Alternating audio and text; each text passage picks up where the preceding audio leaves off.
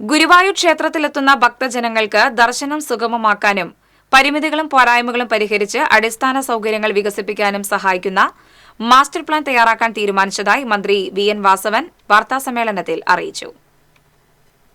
ദേവസ്വത്തിലെ വിവിധ നിർമ്മാണ പദ്ധതികളുടെ ഉദ്ഘാടനം നിർവഹിക്കാനായാണ് മന്ത്രി ഗുരുവായൂരിലെത്തിയത്.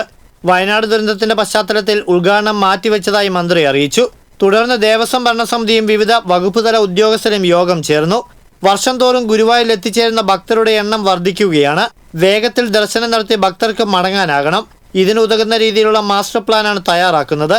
56 കോടി രൂപ ചെലവിട്ട് മൾട്ടി സ്പെഷ്യാലിറ്റി ആശുപത്രിക്ക് ആഗസ്റ്റിൽ തറക്കല്ലിട്ട് നിർമ്മാണം തുടങ്ങും. 84,000 ചതുരശ്ര അടി വിസ്തൃതിയിൽ 150 കിടക്കകളോടെ സൂപ്പർ സ്പെഷ്യാലിറ്റി സൗകര്യമുണ്ടാകും. 1500 പശുക്കളെ സംരക്ഷിക്കുന്ന ദേവസ്വത്തിന്റെ മലപ്പുറം ജില്ലയിലെ വേങ്ങാട് ഗോശാലയുടെ സമഗ്ര വികസനം ലക്ഷ്യമിട്ടുള്ള 143 കോടി രൂപ പദ്ധതിയുടെ DPR അംഗീകരിച്ചു. സർക്കാർ തീർപ്പ് കൽപ്പിക്കേണ്ട നിരവധി പരാതികൾ പരിഹരിക്കാൻ അദാലത്ത് നടത്തും. ദേവസ്വവുമായി ബന്ധപ്പെട്ട പരാതികൾക്ക് അദാലത്തിൽ ഉടൻ പരിഹാരം കാണും. മന്ത്രിമാരും ഉദ്യോഗസ്ഥരും അദാലത്തിൽ പങ്കെടുക്കും.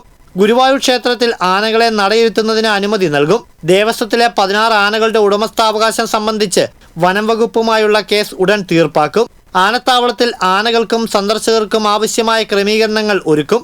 ക്ഷേത്രത്തിന് പോലീസ് സുരക്ഷ വർദ്ധിപ്പിക്കും. ഫയർ സ്റ്റേഷന് ദേവസ്വം 2 നിലകളിലുള്ള കെട്ടിടം നിർമ്മിച്ചു നൽകുമെന്നും മന്ത്രി പറഞ്ഞു. ദേവസ്വം വകുപ്പ് secretary MG Rajamanikyam, Devaswom commissioner Biju Prabhakar, Guruvayur Devaswom chairman doctor VK Vijayan തുടങ്ങിയവർ പങ്കെടുത്തു. TCV ഗുരുവായൂർ.